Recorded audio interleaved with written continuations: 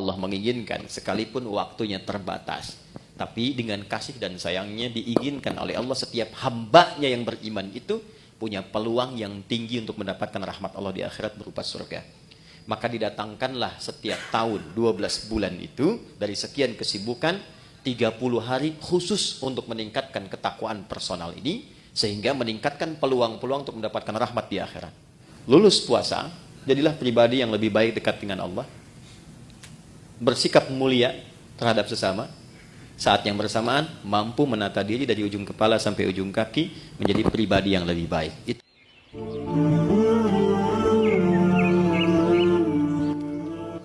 Ayat-ayat paket puasa itu turunnya bukan di bulan Ramadan, turunnya di bulan Sya'ban, di tahun kedua Hijrah. Saya sebut ayat-ayat karena sebagian umat Islam ketika disebutkan puasa Ramadan, fokusnya hanya di ayat 183 saja. Padahal kurikulum Ramadan itu satu paket. Dari ayat 183 di surah Al-Baqarah sampai dengan ayat 187 di surah Al-Baqarah. Diturunkan di bulan Sya'ban di tahun kedua Hijrah.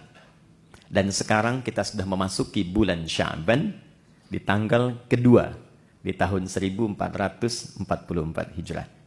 Jadi berkesesuaian kurikulum ini dibahas saat ini dan sesuai dengan petunjuk atau sunnah Nabi Sallallahu Alaihi Wasallam dari segi historis dan dari segi persiapan-persiapan spiritual. Pertama, kenapa turunnya bulan Sya'ban? Sebulan sebelum dilakukan. Secara singkat kata para ulama, agar Nabi SAW memiliki kelapangan waktu untuk menjelaskan semua yang terkait dengan baik itu keistimewaan ataupun juga teknis pelaksanaan Ramadan yang sempurna sehingga menghasilkan kualitas Ramadan yang diinginkan oleh Allah. Nanti kita akan bedah apa yang diinginkan oleh Allah lewat Ramadan itu. Nah, dengan pendidikan sebelum Ramadan ini langsung dari Nabi, pendidikan Nabawi, maka diharapkan semua orang Islam, baik di masa itu, ataupun diteruskan kini sampai dengan sekarang, itu memiliki kelapangan hati dan kesiapan untuk menerima apapun yang diperintahkan saat Ramadan, sehingga menghasilkan kualitas seperti yang diinginkan oleh Allah Subhanahu wa Ta'ala. Dalam bahasa Arab, seorang yang telah lapang, sehingga menerima apapun dia siap melakukannya, maka dalam bahasa Arab, itu disebut dengan marhaban namanya. Dari kata rahiba yarhabu. Jadi kalau orang Arab mengatakan marhaban ya akhi, selamat datang ya saudaraku, menyambut tamu misalnya, itu maksudnya saya betul-betul lapang menerima Anda. Silahkan, apapun yang Anda inginkan di sini boleh. Mau duduk silahkan, makan silahkan. Maka mereka mengatakan nazaltum ahlan wa halaltum sahlan. Disingkat ahlan wa sahlan. Nazaltum ahlan, Anda tiba di sini anggap rumah sendiri. Ya, nah, rumah sendiri kan juga tidak harus seperti yang punya rumah ya. Ya, silahkan makan, minum, tapi kan ngepel enggak ya. Ya, nyapu enggak ya. Jadi silahkan nikmati senyamannya. Halaltum ya, dan apa yang Anda sekarang mau nikmati semua halal. Silahkan. Itu orang mengatakan marhaban. Nah, kalau kita ingin melapangkan hati supaya apa yang datang, apapun itu mudah kita terima, maka bahasa Arabnya tambahkan tasydid di kata kerja asal. Dari rahiba jadi rahhaba. Yurahhibu. Sifatnya disebut dengan tarhib. Maka dari sini, kenapa muncul istilah tarhib Ramadan? Tarhib itu asalnya usaha untuk melapangkan hati seluas-luasnya sehingga siap menerima dan menyambut apapun yang akan dihadapi kemudian. Jika tarhib ini dilekatkan dengan Ramadan, maka memberikan kesan upaya untuk melapangkan keadaan hati dan jiwa sehingga ketika Ramadan datang sebagai tamu istimewa itu, apapun yang diperintahkan siap untuk dilakukan. Itu gambarannya. Nah, sekarang apa materi tarhib Nabi Sallallahu Alaihi Wasallam? yang pernah beliau sampaikan kepada sahabatnya yang menjadi kurikulum untuk diwariskan, sehingga dengan warisan ini setidaknya mendekati kualitas para sahabat-sahabat ataupun tabi'in di era itu yang bisa kita capai di masa-masa yang berbeda. Yang pertama, saya cepat. Di sini ada ibu ya. Jadi saya sapanya Bapak Ibu kan. Baik, Bapak Ibu hadirin sekalian. Yang pertama, penting diketahui bahwa goal dari Ramadan itu ada 3. Jadi seseorang disebut berhasil melewati pendidikan Ramadan bila setidaknya dia bisa mendapatkan 3 goal yang diharapkan yang langsung Allah tuangkan dalam Al-Quran. Yang pertama, ada yang dinamakan dengan peningkatan ketakwaan personal. Itu yang ada di Al-Baqarah di ayat 183. Jadi, Ramadan desainnya dihadirkan oleh Allah ibadah selama sebulan. Nanti harapan pertamanya ditujukan supaya membentuk karakteristik setiap muslim itu yang memiliki ketakwaan personal yang tinggi. Dalilnya Quran surah kedua ayat 183. Ya ayyuhalladzina amanu kutiba alaikumussyam kama kutiba alal ladzina min qablikum la'allakum tattaqun. Nah, ketika menunjuk tattaqun itu menggunakan kata kerja kedua. Nanti saya bedah. Ya. Jadi supaya kalian kan ke kita. Jadi Allah mengkhitab kita secara personal. Aku siapkan puasa ini ya, dan dipanggilnya nanti untuk semua tanpa kecuali. Nanti saya detilkan. Tujuan dasar pokoknya supaya membentuk karakteristik ketakwaan personal bagi setiap individu muslim. 1. 2, saya cepat. Ramadan juga disiapkan oleh Allah untuk membentuk ketakwaan sosial. Jadi bukan sekedar secara pribadinya menjadi lebih baik, tapi ternyata kebaikan personal ini baru punya nilai optimal dalam pandangan Quran jika auranya sudah mampu ditebarkan ke lingkungannya. Karena itu puasa nggak biasa nanti desainnya.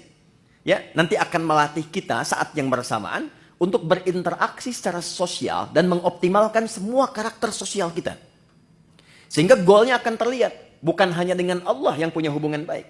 Jadi kalau dengan Allahnya baik, dengan manusianya tidak baik, belum sempurna Ramadannya. Dan yang ketiga, membentuk karakteristik manusia yang bersyukur kepada Allah Subhanahu wa taala.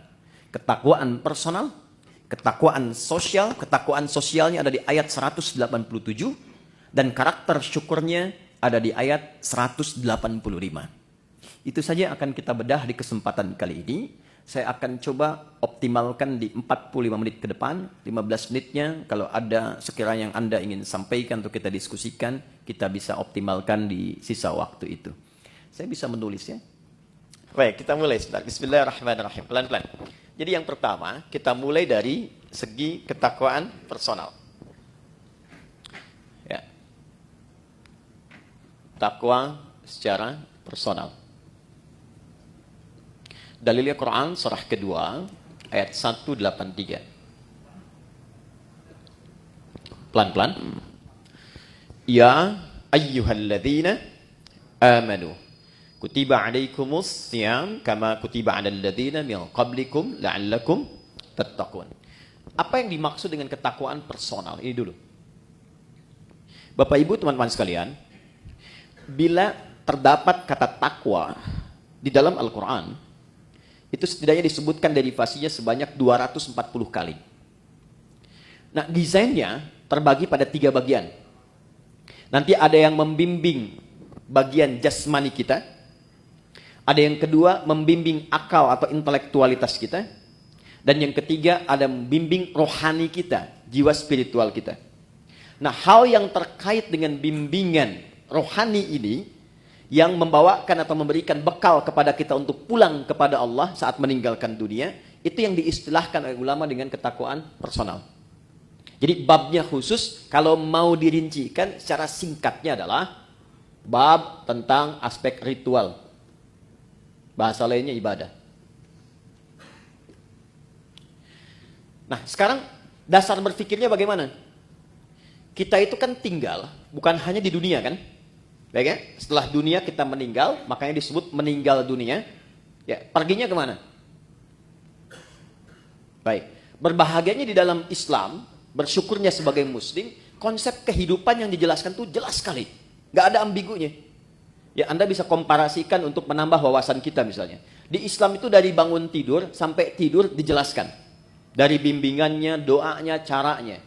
Meninggal dunia sampai ke bab kematian dijelaskan. Mau wafat tuh silahkan, cara yang tenang seperti ini. Setelah meninggal, diinfokan. Anda kalau meninggal dunia, tempat transitnya, makanya disebut barzah. Barzah tuh waiting room, tempat pemisah. Namanya kubur, ada ayatnya.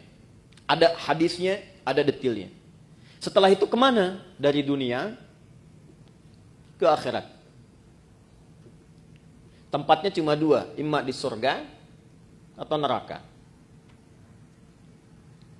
Ini tempat menunggunya disebut barzah, alam pemisah. Alamnya disebut barzah, tempatnya disebut dengan kubur. Jelas semua. Ayat, hadis, dalil, lengkap. Nah sekarang pertanyaannya, kalau kita di dunia saja berkehidupan butuh bekal, Anda nggak mungkin datang ke kantor ini tanpa bekal. Dan di sini pun bekerja mencari bekal kan? Dan kita kadang-kadang tugas, apalagi di EP kan? Tugas misalnya, keluar, eksplorasi. Di setiap tempat kan punya aturannya sendiri ya. Datang ke Amerika, mata uangnya sudah beda, currency-nya sudah lain. Bekalnya sudah berbeda. Nah sekarang, kalau kita meninggalkan dunia, bekalnya apa?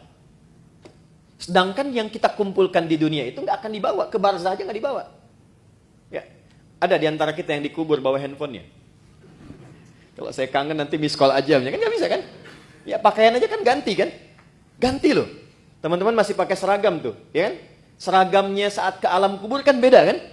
Ya kan? Nggak ada kantongnya loh Pak. Boleh dicek nanti tuh, ya? Kainnya cuma 2, perempuan tambah 1, kerudungan, ya kan? Maka yang belum berkerudung dipikir-pikir dulu ya, supaya malaikat nggak aneh nanti nanya, kamu masuk kubur kok pakai kerudung? Di dunianya enggak ya? Ini untuk latihan saja ya, pertanyaan. Balikin, jadi masuk ke alam kubur saja, kita sudah meninggalkan semua yang kita kumpulkan di sini. Karena hukum mengatakan setiap berpindah tempat, itu pasti bekalnya tidak akan sama. Pasti berbeda. Hukum ini berlaku fitrah saat berpindah kemanapun, apalagi berpindah ke sini dan ke sini. Maka pertanyaannya, bekal apa yang kita bawa saat berpindah dari dunia? Nah, inilah yang kita siapkan sejak berada di dunia, supaya saat pindah ke sini sudah siap. Maka Allah kemudian menurunkan kepada kita usaha-usaha personal selain yang kita kerjakan dalam kesibukan dunia untuk menyiapkan bekal akhirat. Bekal inilah yang disebut dengan ibadah. Aspeknya masuk kepada aspek ritual dan spiritnya masuk pada ketakwaan personal. Inilah sebabnya kenapa Allah meminta kita sholat, meminta kita baca Al-Quran, meminta kita haji, minta kita umrah. Ya, ada kaitan langsung dengan aspek-aspek keduniaan. Tapi sesungguhnya tujuan utamanya adalah penyiapan bekal menuju kehidupan setelah dunia. Sini. Ya.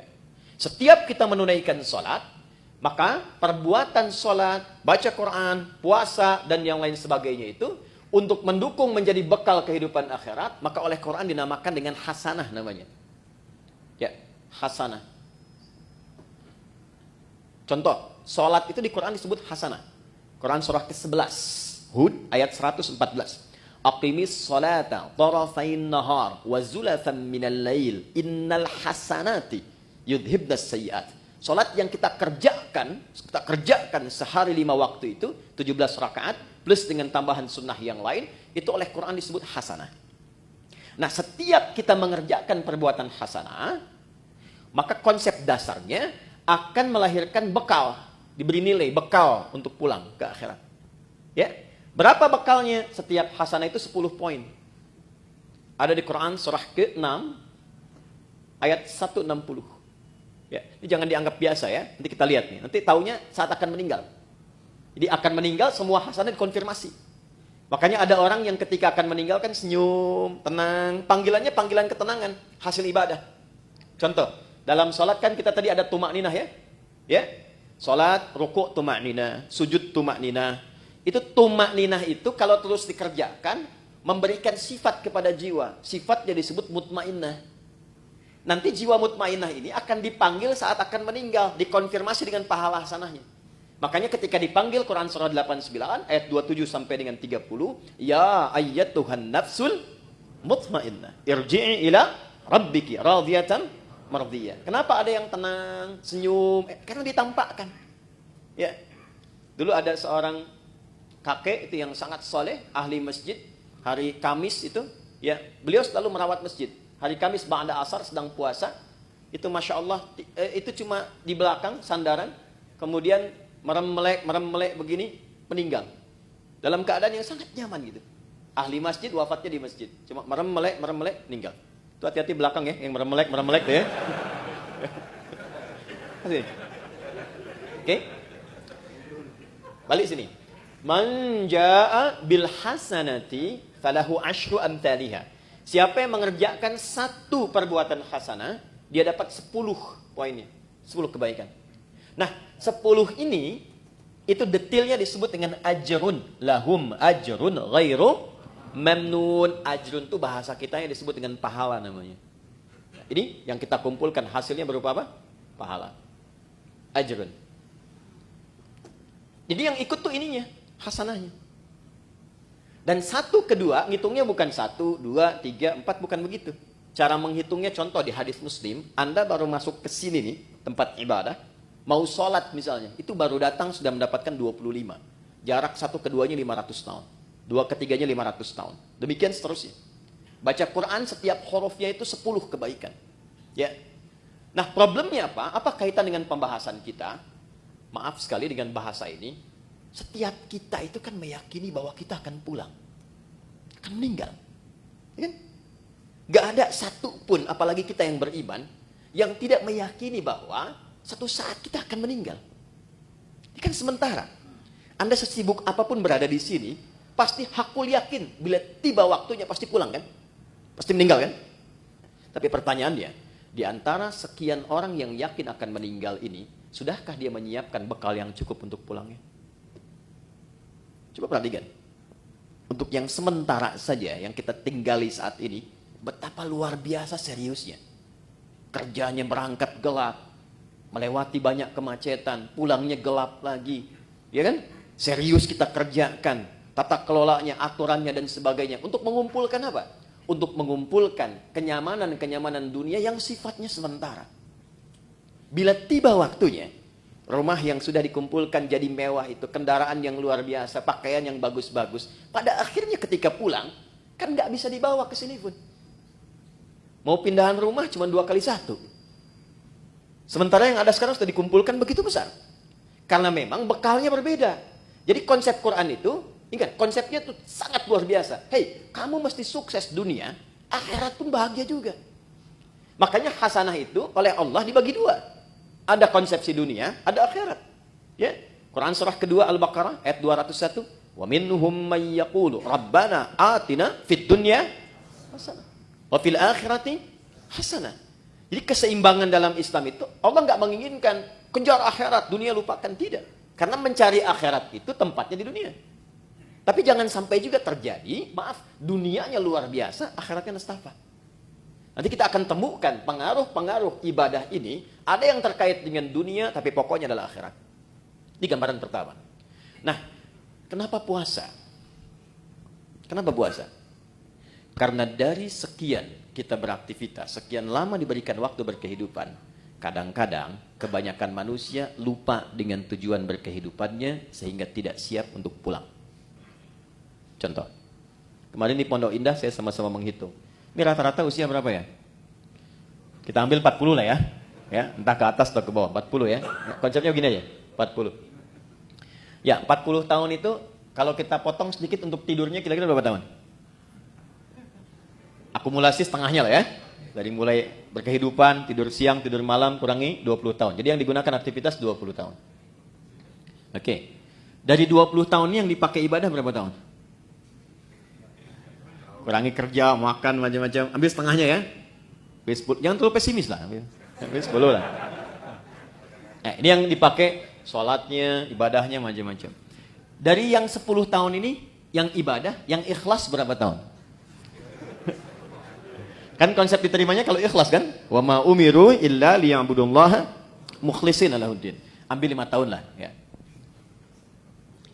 Jadi usia 40 tahun itu amalan potensial yang dibawa untuk pulang 5 tahun. Potensial. Ya kan? Dan ingat energi potensial kan ada kaitan dengan H juga kan? MGH kan? M dikali G kali H kan? Ya kan? Bukan cuma gravitasi dunia, tapi harus ada keseimbangan akhirat kan? Halo? Betul ya? Baru jadi kinetik kalau ada itu baru kan setengah M dikalikan V kuadrat kan? Tambah kedua jadi mekanik kan? Baik.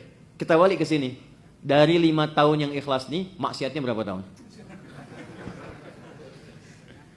Udah kebayang ya sekarang ya? Dan harapannya kan ke sini surga Firdaus kan? Bersama Nabi kan? Bekalnya mana? Itulah yang menjadikan sifat Rahman dan Rahimnya Allah diaktualisasikan kepada kita dalam wujud Ramadan itu. Allah menginginkan sekalipun waktunya terbatas, tapi dengan kasih dan sayangnya diinginkan oleh Allah setiap hambanya yang beriman itu punya peluang yang tinggi untuk mendapatkan rahmat Allah di akhirat berupa surga. Maka didatangkanlah setiap tahun 12 bulan itu dari sekian kesibukan 30 hari khusus untuk meningkatkan ketakwaan personal ini sehingga meningkatkan peluang-peluang untuk mendapatkan rahmat di akhirat. Kenapa wujudnya puasa?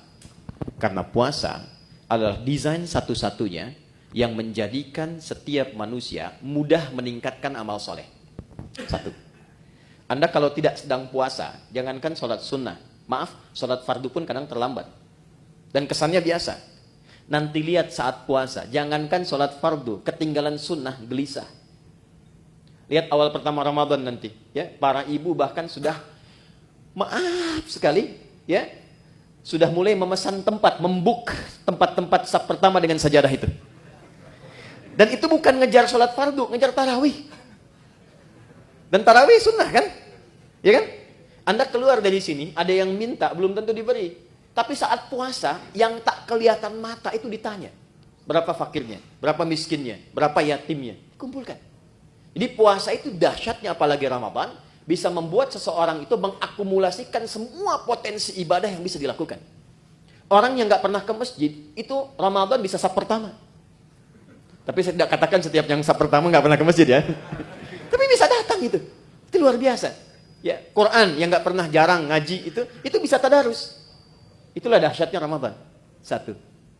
Yang kedua, ketika seseorang sudah mulai mendapati Ramadan, apalagi dia serius dia bekerjakan itu, maka potensi-potensi maksiat yang mengikis kebaikan-kebaikan itu bisa dijaga, bahkan ditekan dan dihilangkan saat Ramadan. Seorang yang pemarah sekalipun, itu bisa libur marahnya, Pak. Ada pemarah jam 5:30 dicaci maki. 30 menit lagi buka. Jam 6 buka, 5:30 caci maki. Dia nggak balas. Dia diam aja. Istrinya heran, dia tanya, kok nggak balas, Pak? Ntar habis maghrib. Bisa tahan. Ya. Karena konsepnya demikian. Minimal dia takut batal puasanya. Dia melatih dirinya dari sejak awal. Korupsi bisa libur tuh. Ya. Sogok menyogok bisa libur. Takut batal. Ya. Itu konsep dasar pertama. Kenapa dimunculkan puasa? Karena panggilannya ketakwaan personal, di bagian pertama. Jadi secara singkat begini, di balik kesibukan dunia yang kita kerjakan, sekali-kali Allah minta kita sadar, hei ingat kamu akan pulang. Kalau memang belum bisa mendapatkan yang optimalkan Ramadan. Karena itulah saya cepat langsung ke ayatnya. Ini kalau waktunya panjang, saya bisa detilkan dari setiap huruf Quran. Contoh, waktunya panjang, cuma kesempatannya ini. Yuk, masuk ke Al-Baqarah 183. Saya ambil contoh singkat saja. Ya ayyuhalladzina amanu. Saya ambil satu ini saja. Itu kalimat. Ya disebutkan 361 kali dalam Al-Quran. Itu menunjuk panggilan. Bisa panggilan dekat, menengah, dan jauh. Nidaul qarib, mutawassit, wal ba'id. Huruf panggilan di gramatikal bahasa Arab itu ada 14. Tapi yang di Quran digunakan hanya ya. Memanggil dekat, menengah, dan jauh. Ayyuha disebutkan 150 kali dalam Al-Quran. Ayyunya berfungsi menguatkan pesan, haknya mengingatkan. Alladzina disebutkan sebanyak 1080 kali dalam Al-Quran. Panggilan mencakup semua tanpa kecuali. Laki-laki, perempuan, besar, kecil, dan semua status keduniaannya. Perhatikan baik-baik. Betapa satu huruf ini kesannya luar biasa.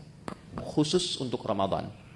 Panggilannya dibuka dengan ya ayyuhalladzina amanu, seakan-akan Allah ingin memberikan pesan yang kuat. Hei semua hambaku, laki-laki, perempuan, besar, kecil, yang merasa beriman. Terlepas dari tingkat keimanan kalian beda-beda. Ada yang imannya kuat, sehingga merasa dekat dengan Allah. Konfirmasi iman kuat itu begini. Kita kalau ingin ukur iman kita kuat atau lemah, ya, nanti ukurannya di Quran surah ke-8. Ayat yang kedua contohnya. Innamal mu'minuna alladzina idza dzukirallahu wajilat qulubuhum. Insan beriman yang sejati itu ukurannya kalau dipanggil disebutkan nama Allah, itu ada getaran di hatinya, mengonfirmasi. Karena itu diperdengarkan nama Allah setiap hari 5 kali, setiap pergantian waktu di telinga kita. Telinga itu bahasa Arabnya udun. Jamaknya disebut adzan. Maka diperdengarkan dalam adzan lafaz Allah, Allahu akbar, Allahu akbar. Nah, teman-teman merasakan nggak waktu ada panggilan itu di hati itu ada getaran kan? Allahu akbar, Allahu akbar, ada getaran kan? Nah, itu konfirmasi iman. Kalau kemudian itu direspon dan sadar saat dipanggil, misal subuh 4.35 dipanggil, Anda masih tidur. Allahu akbar, Anda langsung bangun, ya Allah sudah adzan, wudu, siap-siap sholat. Nah, ini menunjukkan iman Anda standar. Masih charter tuh. Standar. Ya, Anda jam kerja jam 7 di sini, masuk jam 7, standar kan? Ya kan?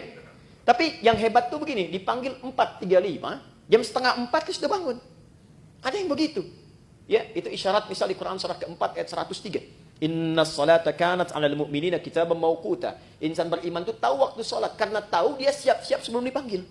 Itu yang hebat. Nah, maka orang-orang yang standar itu yang menengah jaraknya. Ya, hei yang menengah, yang kalau dipanggil baru datang. Ya, atau yang merasa imannya kuat. Sebelum dipanggil sudah siap-siap. Ada yang lemah, dipanggil 4.35, dia baru bangun 5.34. Itu pun belum ingat sholat. Ya. Tapi dahsyatnya, dalam Ramadan, di hari pertama dipanggil, Allah tidak melihat semua tingkat keimanan itu. Allah panggil semua dengan satu huruf yang sama. Seakan-akan mengatakan begini, aku tidak peduli betapa tingkat iman kalian. Maka di detik ini, aku panggil semua tanpa kecuali. Yang lemah aku kuatkan, yang menengah aku dekatkan, yang dekat pun aku tambahkan kekuatan kembali. Itulah yang menjadikan semua kita, tanpa peduli karakteristik imannya, parameter tingkat rendah dan tingginya. Coba lihat, bukti ayat ini. Di awal Ramadan, semua semangat. Lihat nanti, hari pertama Ramadan. Ya, kita insya Allah tanggal berapa nanti? Tanggal 1 Ramadan, ya, 1 Ramadan. Yang kemungkinan Masehinya nanti saya sampaikan belakangan saja, ya, belakangan saja. Tapi insya Allah sama 1 Ramadan. Pas 1 Ramadan, malam tarawih, itu semua akan kumpul di masjid. Terlihat, nggak peduli apakah dia jarang ke masjid, apakah dia jarang berjamaah, itu bisa kumpul semua. Tapi problemnya adalah Allah turunkan rahmat itu hanya di awal untuk memberikan sebuah bekal dasar. Nah, apakah kita mampu menjaga itu atau tidak sampai akhir itu kembali kepada manusia masing-masing. Itulah sebabnya butuh tarhib. Kalau nggak disampaikan dari tarhib, itu bisa terjadi kemajuan. Anda awal sampai 10 sak, hari kedua maju 9, 3, 8, ya. Terus sampai dekat mudik kosong kan? Ya. Dan itu selalu diingatkan sebelum Ramadan, tapi kejadian terus gitu. Coba lihat nanti. Ya, karena apa? Motivasinya berbeda. Motivasinya berbeda. Nah, ini poinnya. Jadi di awal Ramadan, ya sudah diingatkan dalam ayat yang pertama turun, Allah berikan perangkat kemudahan bagi setiap personal untuk mendekat kepada Allah. Supaya terjadi peningkatan ketakwaan. Dahsyatnya apa? Ini motivasi pertamanya. 1. Saya langsung kembali ke hadis di Al-Bukhari. Perhatikan baik-baik. Man shama Ramadhana imanan wa ihtisaban ghufira lahu ma taqaddama min dhanbi. Masuk malamnya, hadis yang sama, beda diksinya. Man qama Ramadhana imanan wa ihtisaban ghufira lahu ma taqaddama min dhanbi. Karena pertama kali masuk Ramadan kita ibadah malam, salat, disebut dengan qiyam, pekerjaannya disebut dengan qama. Perhatikan anugerah besarnya saat Ramadan. Dari alladzina dipersonifikasi jadi man. Kalau man itu sudah ke personalnya. Kalau alladzina masih umum.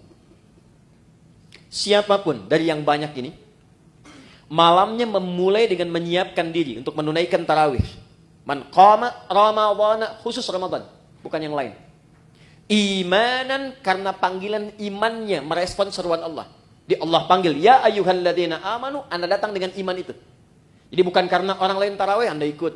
Bukan karena imamnya bagus saya ke situ gitu. Bukan. Karena kesadaran bahwa selama ini saya sibuk, jarang nyari akhirat. Selama ini orang sudah menghafal Quran, saya baca aja belum punya waktu. Selama ini orang tahajud, saya masih kejar kerja lagi, dapat meninggal bekal belum siap. Maka ketika diberikan Ramadan, saya sadar ini peluang saya. Maka dia datang dengan imannya. Begitu datang dengan imannya, dia mengoreksi dirinya.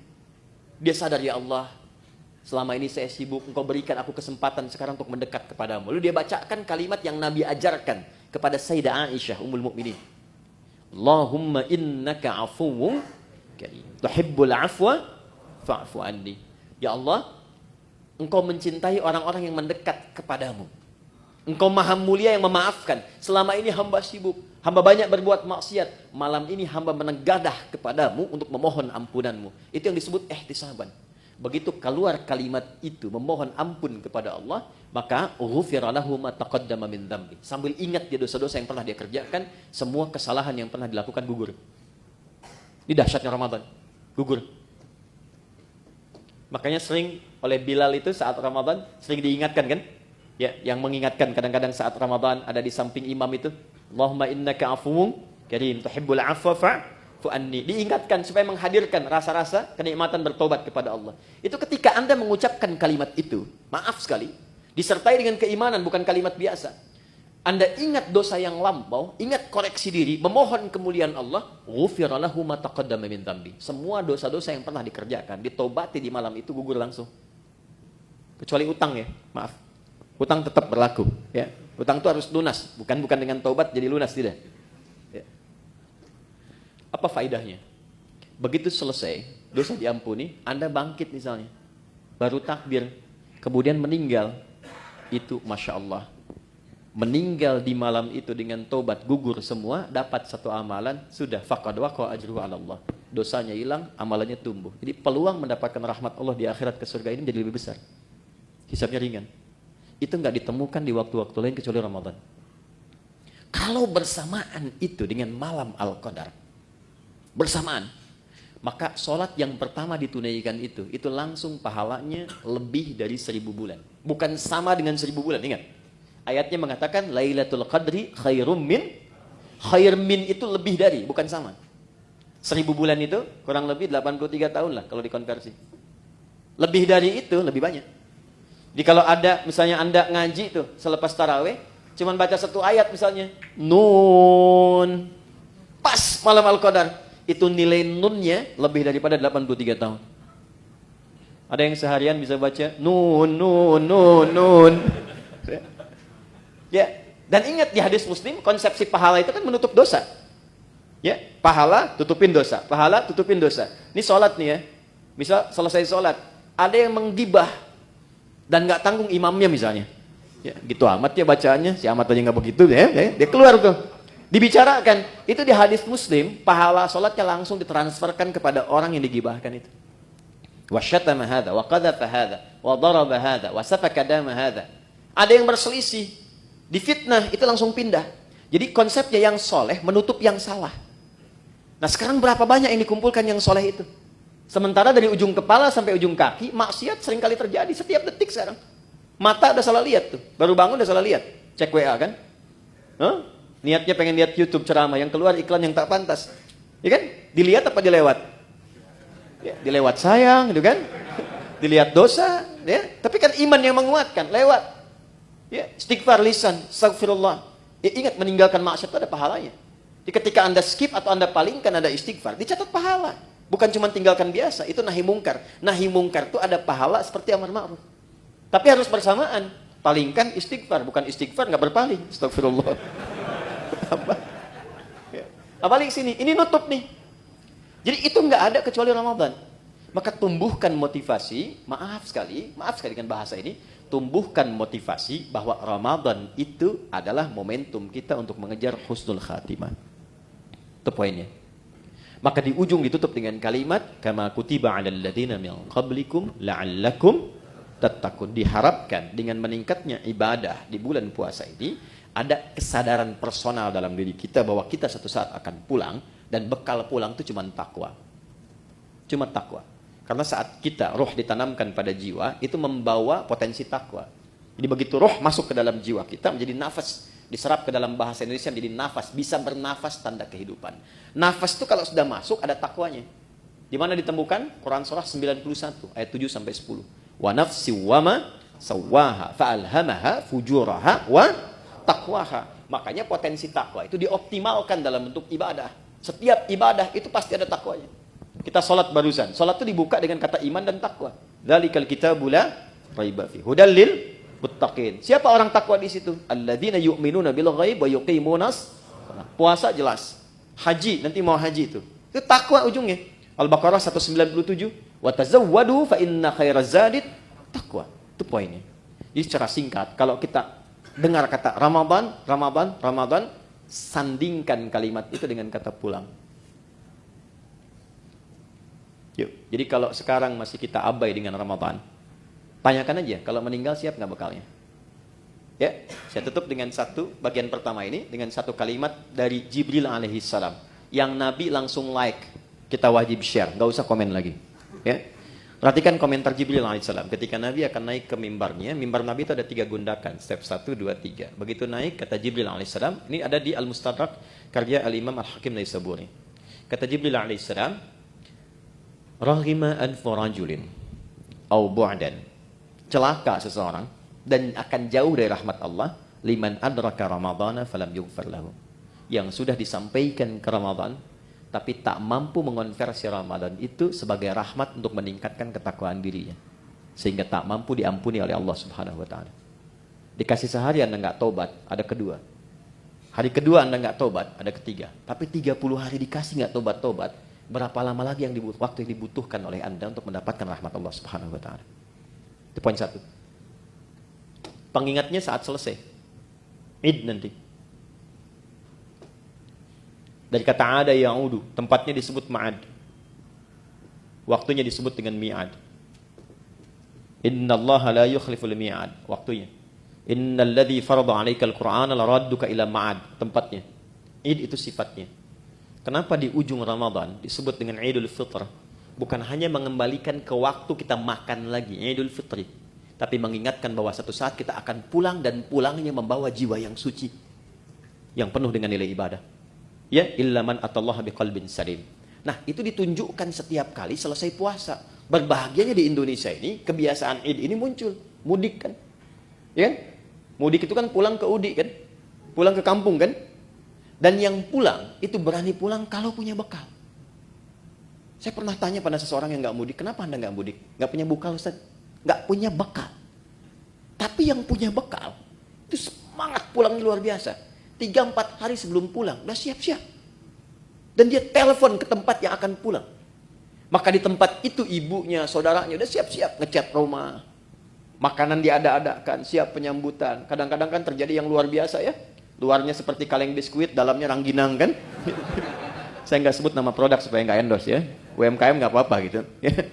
Itu semua disiapkan. Dan yang akan pulangnya, itu saking bangganya, walaupun kendaraannya kecil, bekalnya banyak. Motornya kan bebek kan, tapi bekalnya singa kan. Coba lihat, dusnya ditambah lagi pakai pelepah kurma, sampingin lagi pelepah pisang tuh ya, kalau di sini. Ya, pelepah pisang tambahin dus, tambah lagi. Dan dia tuliskan, aku pulang sayang. Kenapa? Karena siap. Di akhirat tuh begitu. Ketakwaan personal, ini wujudnya dari sholat, puasa, Quran, haji. Ini yang menjadikan pintu-pintu surga bergantung dengan amalan ini. Di surga itu ada 8 pintunya. Dan 8 itulah amalan pokok kita. Makanya nanti ada yang dipanggil dari pintu puasa yang rajin puasa. Pintunya Ar-Rayyan. Ada pintu babus sholah, pintu tahajud, pintu sedekah. Pastikan Anda menekuni ketakwaan personal itu di sisi yang mana sehingga punya kebanggaan saat pulang. Kalau belum sempat baca Quran, saya kasih kabarnya dari sekarang. Saya keliling-keliling Indonesia. Sekarang di setiap tempat tuh berburu Quran. Dari mulai anak-anak kecil yang 3 tahun, 4 tahun, 5 tahun, bahkan yang kata orang gak bisa melihat, matanya buta. Saya selalu katakan Allah tutup peluang matanya untuk melihat maksiat. itu mereka pun sudah mulai menghafal Quran. Dan banyak di antara mereka juga punya kesibukan. Ada yang tempat ber-AC, nyaman, tenang, enak. Dengan semua fasilitas belum mampu mendekat kepada Allah, maka bandingkan dengan orang-orang yang kerja di lapangan. Ada satu tempat, istrinya itu suka ngambil suluh, suaminya kerja serabutan. Tapi kalau orang datang ke situ, itu Masya Allah, semua yang terbaik dihidangkan. Makanan, ikan, dan sebagainya. Dan istri akan mengatakan, Alhamdulillah, Abi itu kalau pulang, Allah kasih uang banyak sekali. Berapa sebulan? Ya kalau nggak 500, 700 ribu. Tapi tahukah Anda? Istrinya hafal Quran 30 juz dan suaminya 7 riwayat. Dan mereka bekerja dalam diam. Dunianya hasanah dan mereka menyiapkan akhirat yang sangat dahsyat untuk pulangnya. Karena di antara yang diparadekan oleh Allah untuk pulang itu dan diperintahkan malaikat berjajar di setiap pintu surga menyambut, itu ahli Al-Quran. Makanya Ramadan kita punya kebiasaan mendalami Al-Quran, salah satunya untuk itu. Nah, jadi kita lihat spirit pertamanya itu. Jadi nanti saat akan ke Ramadan, siapkan agendanya dari sekarang. Ini kurikulum yang Nabi ajarkan. Ya, mohon maaf dari sekarang. Rencana mau berapa juz khatam nanti? Mau berapa juz hafal? Jangan tanggung, 30 juz pasang target. Hafal Quran. Maksud saya begini, kalau target 30, nyangkutnya kan jelas. 28, 27, kan 3 juz. Ya. Kalau cuma 1 juz kan targetnya, nanti nyangkutnya kan gak jelas tuh ke bawahnya. Dari sekarang siapkan. 1, sedekahnya, ya. Kemudian sholatnya, sholat sunnahnya, dari sekarang bikin. Menunya keluarkan semua.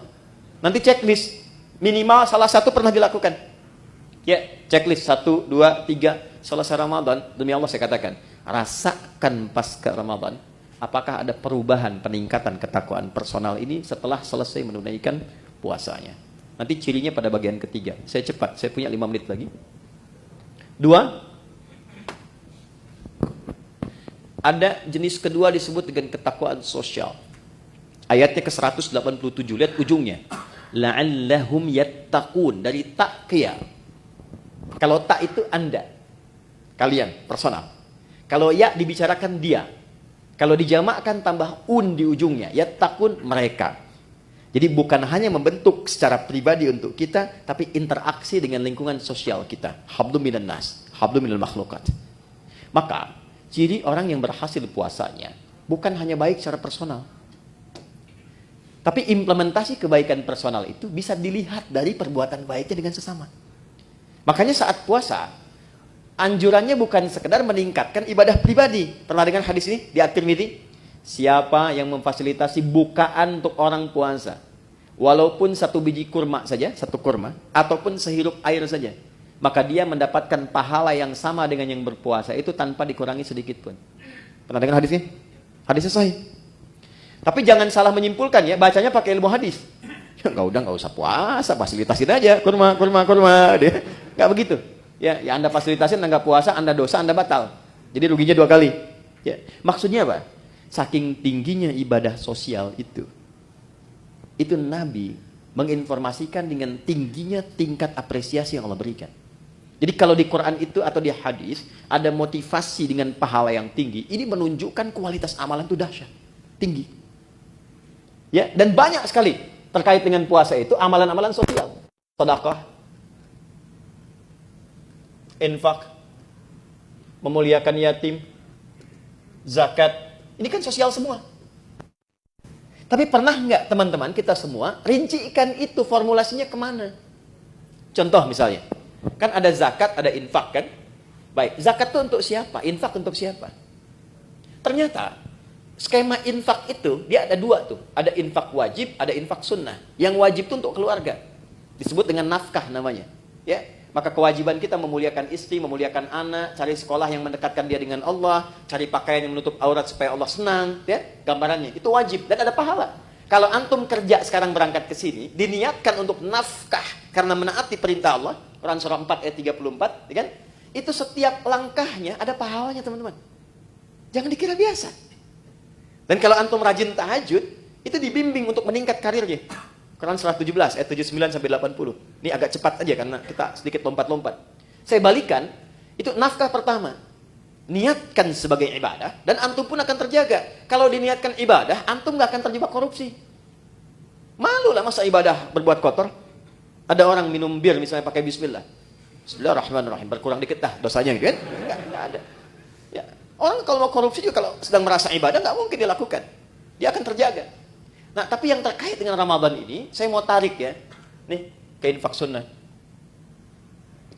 Saya perhatikan banyak mencarinya keluar dulu. Padahal konsep dasar utamanya adalah ke dalam dulu. Quran surah kedua, ayat 215. Mungkin ini agak baru. Yas'alunaka madza yunfiqun. Mereka bertanya kepada Muhammad SAW, apa yang akan diinfakkan dan kepada siapa? Kata Allah, qul ma anfaqtu min khair. Katakan kalau mereka ingin infak, berikan kualitas yang baik, yang terbaik. Pertama lil walidain, orang tua. Ini dulu. Coba. Jauh-jauh infak bahkan sampai ke luar negeri dan sebagainya. Enggak dilarang. Tapi lihat orang tua sendiri, dari infaknya belum? Berapa di antara anak-anak yang mengirimkan bukaan pada orang tuanya? Yang mentransfer untuk persiapan Ramadannya? Itu disindir keras oleh Al-Quran di Quran surah 46 ayat ke-15. Bahkan kata Quran, kalaupun Anda sudah sukses dan menikmati kesuksesan itu, mungkin, maaf ya, ini isyarat Quran ya, kesuksesan itu didapatkan bukan hanya kerja-kerja keras Anda. Saham Anda mungkin 30%. 70%-nya ibu yang sering tahajud minta sama Allah nangis. Ayah yang dengan peluh keringatnya luar biasa. Gak apa-apa ya Allah saya mencangkul anak saya yang penting jadi direktur. Gak apa-apa ya Allah saya tidur di amparan-amparan yang penting anak saya bahagia di kemudian hari. Itu disindir keras. Makanya ketika Anda sukses, doa pertamanya menyertakan orang tua. Rabbi auzi'ni an ashkura ni'mataka allati an'amta 'alayya wa 'ala walidayya. Maka ketika Anda menyiapkan pos infak saat Ramadan nanti, yang paling prioritas pertama orang tua. Ini dulu. Nah, ini desain pertama akan memperbaiki hubungan-hubungan sosial yang tingkat pertama dengan orang tua. Mungkin hebat sholatnya, ternyata dengan ibunya bermasalah. Ya, hebat puasanya, sunnah dikerjakan. Dengan ayahnya belum selesai masalahnya. Tuntaskan dulu. Ini skemanya. Wal aqrabin, kerabat terdekat. Nomor 2. Wal yatama, baru naik ke anak yatim. Wal masakin, baru orang miskin. Wabnis sabil, orang-orang yang kesulitan.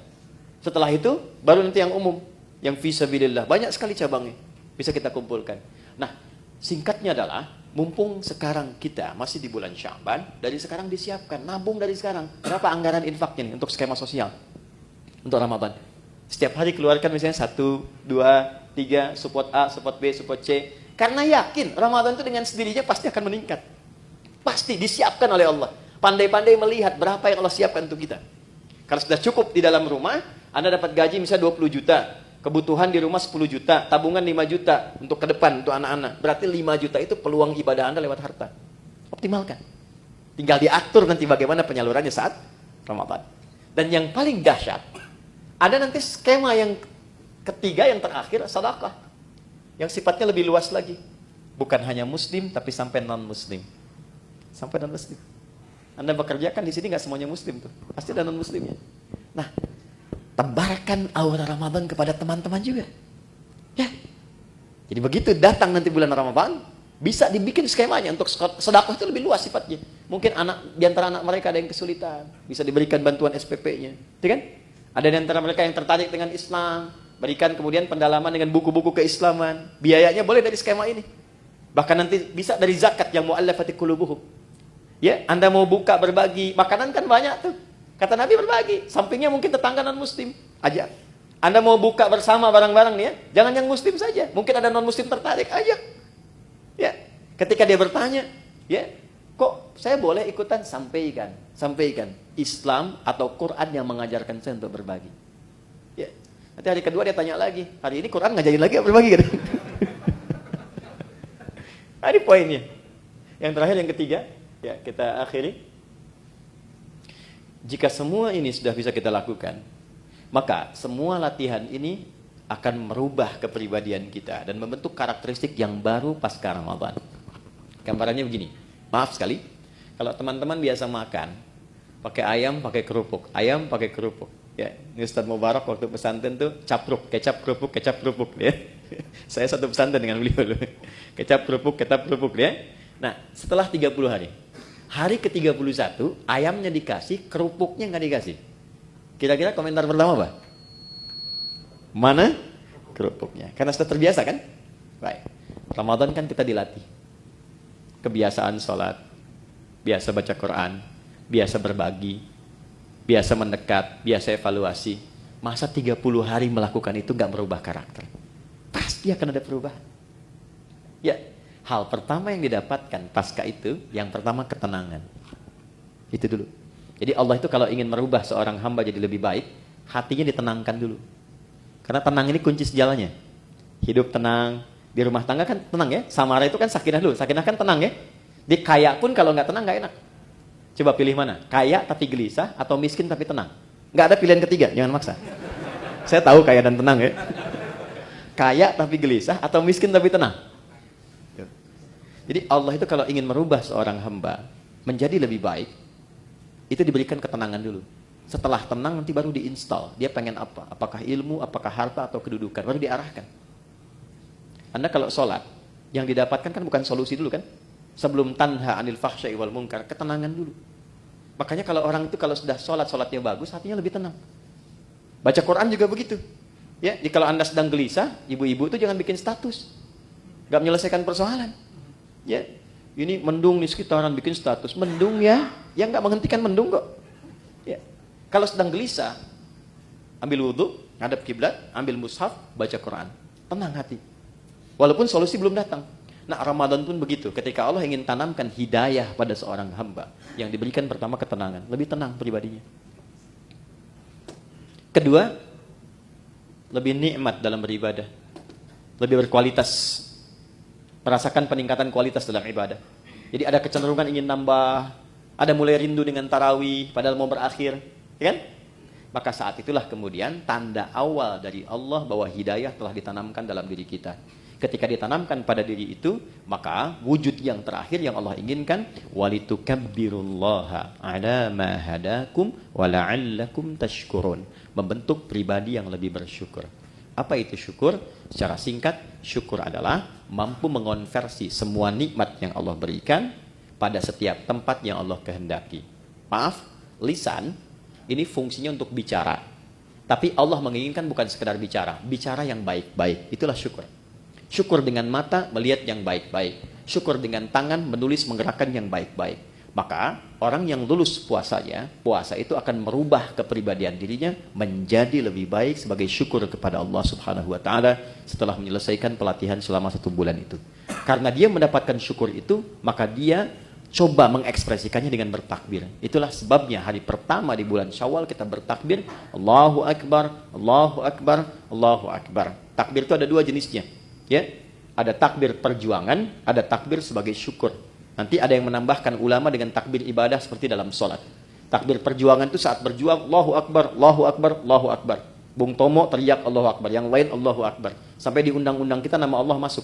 Atas berkat rahmat Allah yang Maha Kuasa. Sebagai wujud perjuangan kita. Ada takbir dari syukur. Sebagai wujud Allah telah memberikan hidayah kepada kita. Itu boleh bertakbir.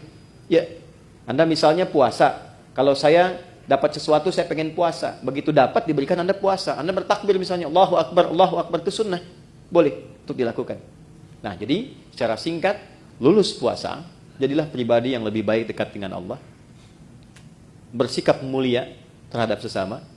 Saat yang bersamaan, mampu menata diri dari ujung kepala sampai ujung kaki, menjadi pribadi yang lebih baik. Itulah esensi Ramadan yang Allah perintahkan lewat Rasulullah untuk berlatih selama kita menunaikannya.